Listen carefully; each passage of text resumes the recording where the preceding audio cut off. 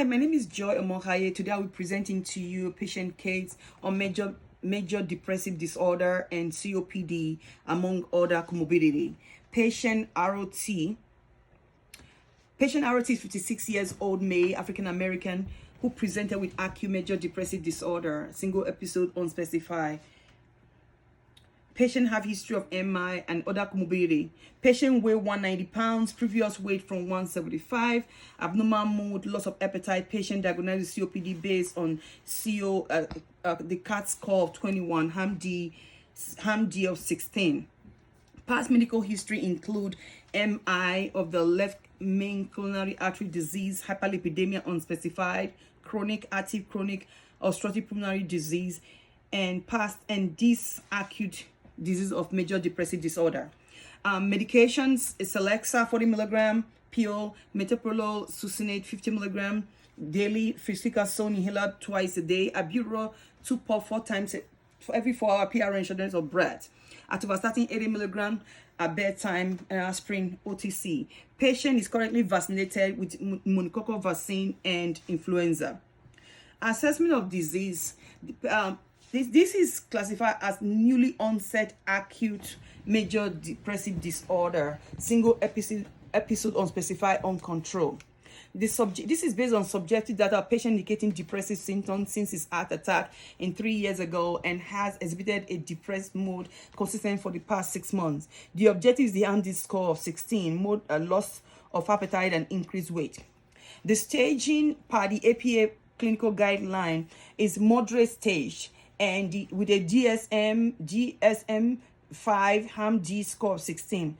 2 of the typical symptoms are at least 3 of common symptoms each persist of 2 weeks, with a good level B. The risk assessment on contributing factor include worsening of disease, COPD, alcohol, cigarette smoking, genetic disposition. The father also has depressive symptoms, active elevation of the STEMI, myocardial infarction, inability to experience pleasure, loss of interest, sadness and crying, hopeless, anxiety, feelings of guilt, worthlessness, increased age, risk factor of life depression.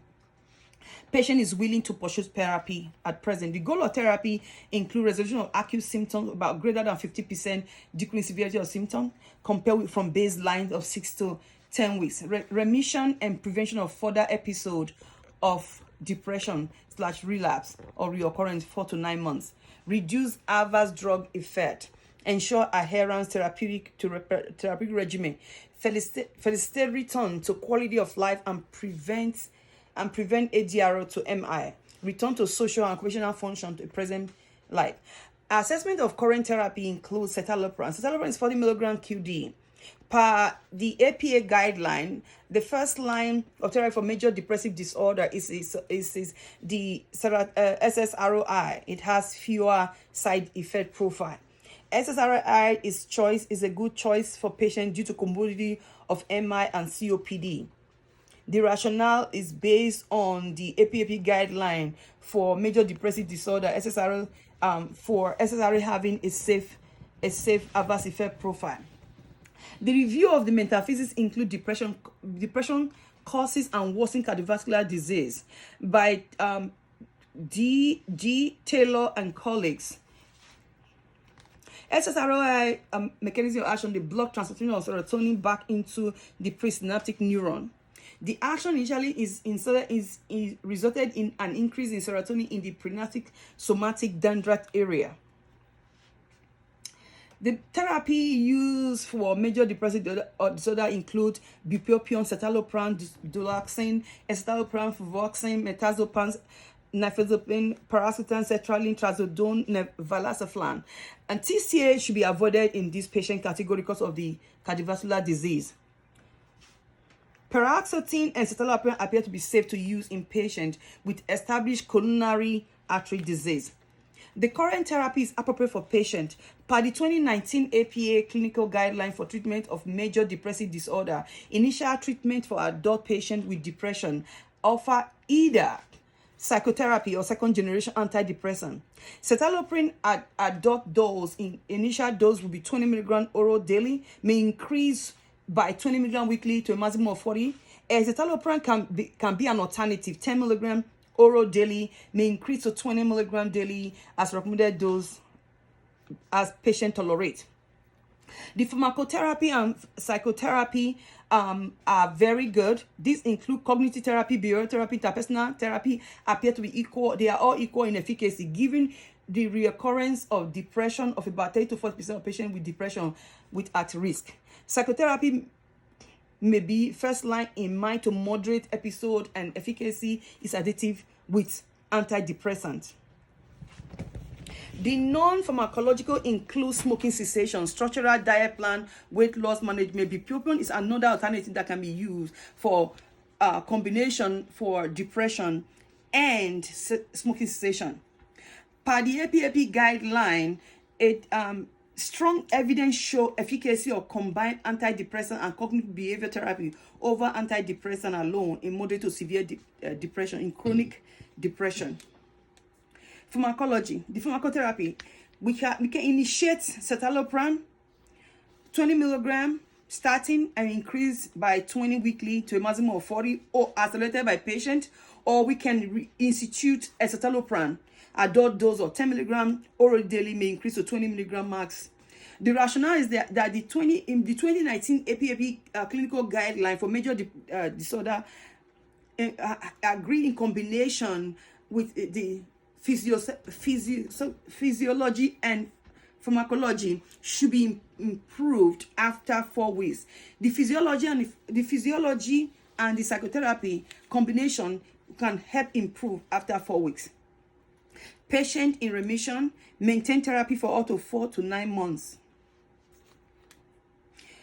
Pharmacotherapy, we have the maintenance phase. In the maintenance phase, we can use either of the medications as prescribed above. Acute treatment phase lasts 6 to 10 weeks. Goal is remission. Continuum phase lasts 4 to 9 months. Goal is after remission. The maintenance phase lasts at least 12 to 36 months. Goal is to prevent reoccurrence. Taylor, CB, and colleagues in their trial of use of looking at the decrease in reoccurring and cardiovascular morbidity and mortality, compare patient with SSRO and non-SSRO, and they saw in the comparison that SSRO decreased reoccurring cardiovascular morbidity and mortality rate. Create trial, an ROCT of 284. Uses citalopram 20 to 40 milligram per day and placebo interpersonal with interpersonal therapy or standard clinical management. Coronary vascular disease, previous MI, cardiac STEMI. They uses SSRO, mesazepam plus cognitive behavioral therapy and interpersonal physical therapy. And CBT and interpersonal therapy outcome was safe and effective. The contingent plan for this patient right now, we therefore, because of 38% of patients who do not respond to first-line therapy in acute phase and 54% who do not achieve remission, escalate SSRI dose to a maximum safe efficacy and maximum safety dose, adding psychotherapy. Monitor safety and efficacy of therapy, which include nausea, fatigue, dry mouth, lack of appetite, loss of strength, sexual dysfunction, impotence, and that is reported by males. Citalopram may enhance the QTc prolongation effects, and the strong CPY34A inhibitor must be monitored. Monitor medication every 1 to 2 weeks until 6 weeks when effectiveness can be assessed. Non-pharmacotherapy include physiotherapy may be first line, cognitive therapy, behavioral electroconvulsive therapy, bright light therapy, smoking cessation, encourage implement for quitting, structural weight loss, and dietary intervention and exercise. Patient education should include re-engaging patient and structural exercise, encourage healthy lifestyle, promoting adherence at all stages. Follow up.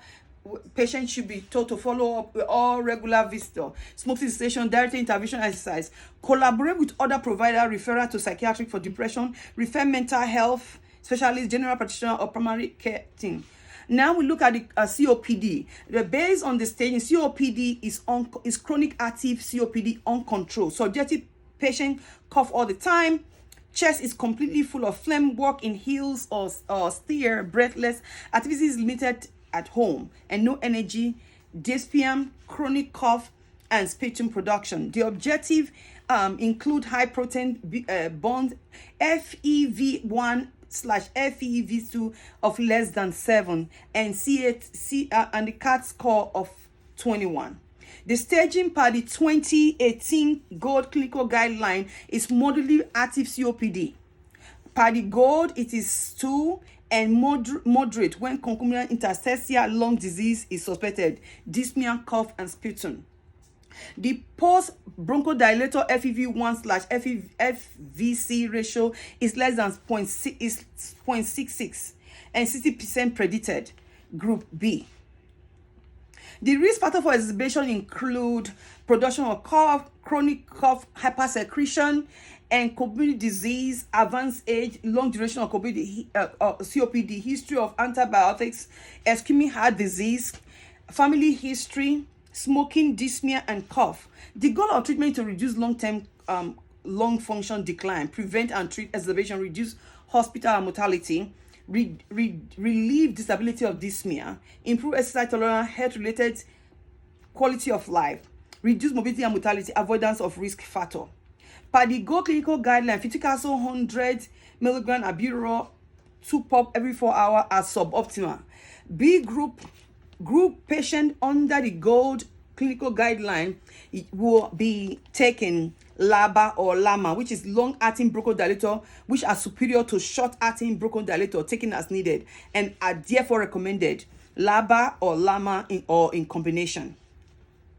Pharmacotherapy: discontinue or taper the corticosteroids, the albuterol and the fluticasone, either a long-acting beta agonist LABA or a long-term acting muscarinic antagonist LAMA, or in combination be given to patient group B COPD. Long-acting beta-2 agonist. At this time, the selection of salmeterol might be appropriate for this patient with the psychotherapy, among other on the long-acting. The LAMA can be tiotropium Spiriva, which is given once a day, every 24 hours, 18 microgram once daily. The rationale would be Burroughs and colleagues, when they look at the formoterol and the salmeterol, they saw an increase that formoterol in COPD, formoterol was significantly superior to salmeterol during the first hour, and it was evident that salmeterol Cerivant in COPD was efficacious. In Weiser JA, mortality was significantly lower with salmeterol and fluticasone pupillate. In C. Jones, efficacy of inhaled corticosteroid plus fluticasone pupillate in patients with severe or very severe COPD in a 3-year double-blind study. The treatment may be associated with a reduced mortality compared with placebo in patients with GOLD stage 2 disease. The TORCH study indicated that over the 3 years, all-cause mortality rates 12.5, combination of 15 or placebo 13.4%, for salmeterol 16%.